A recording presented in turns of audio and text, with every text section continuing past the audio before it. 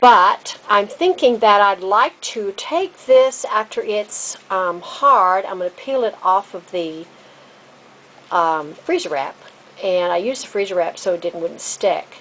And so I'm going to peel it off and use it to cut different pieces, and I'm going to use this to actually make jewelry pieces, because when it gets hard it's almost like plastic, and it's a really cool material. I actually have done this before with other paint, and I just used leftover paint, and I made it kind of like a stone look.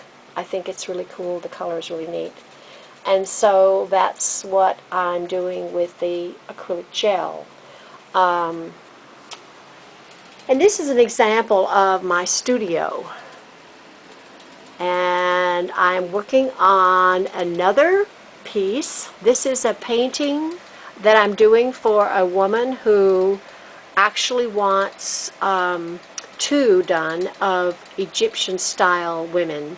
She likes my ladies, so she said she wanted me to do an Egyptian painting from this sketch that I did, and so I'm working on that, and I enjoy doing that. In fact, I'm probably going to use one of my metal pieces right here on her as a headdress, a part of her headdress, because I think that'd be a really cool way of using that and creating kind of a mixed media effect. And this is a piece that I did that's actually a vase that I already had, that I just bought because of the shape. And so I actually did the same thing with the joint compound to make the texture, again, to make it look very aged and old. And so this is actually done with joint compound. The whole entire thing is covered with joint compound. And then after that, I actually painted it gold. And then I put black over that, and then I rubbed that off. And then I put gold over that, and I rubbed that off. And I just kept rubbing and putting paint on, and rubbing and then putting paint on, rubbing and putting paint on. The last thing I did was I actually put a patina solution on the face. I rusted the chains. To make them look old also. And so this is one of the pieces I did that actually I really, you know, like I did. Just like to make things look old. And this is another one I did, which is done with a jug. It's one of the face jugs that I do.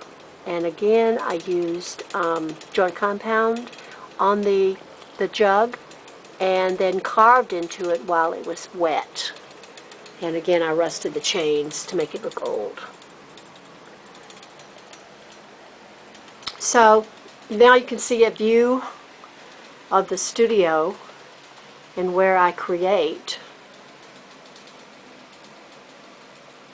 And also where I teach my classes and do lots and lots of creative things. And you can see this is my work table, and this is what I'm working on, and a close-up of the things I'm working on. And this is the example of where I get my faces. These are all my faces that I do ahead of time. And so I really like the idea of doing different kinds of faces. And some of these will be jewelry, some of these will be some of these will be actually pieces that I make into jewelry, pendants, and some of them will actually be pieces that I alter, and some of them I will actually put on canvases. So that's an example of my faces.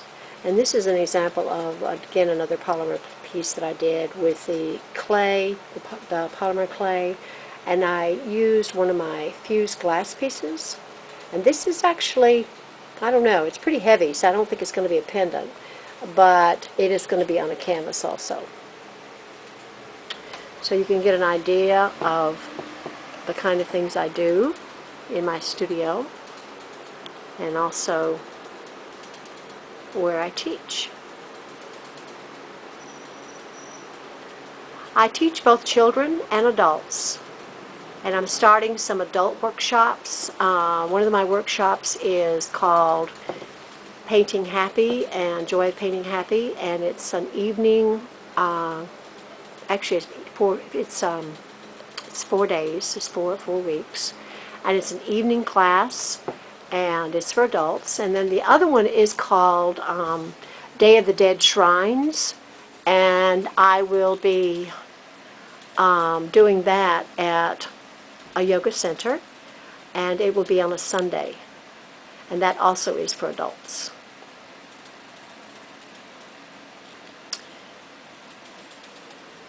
So if you're interested in any of my classes, you can contact me by emailing joyofart, joy_of_art@msn.com. And I'm the Joy of Art Studio, and I am located in Southern Pines. Thank you.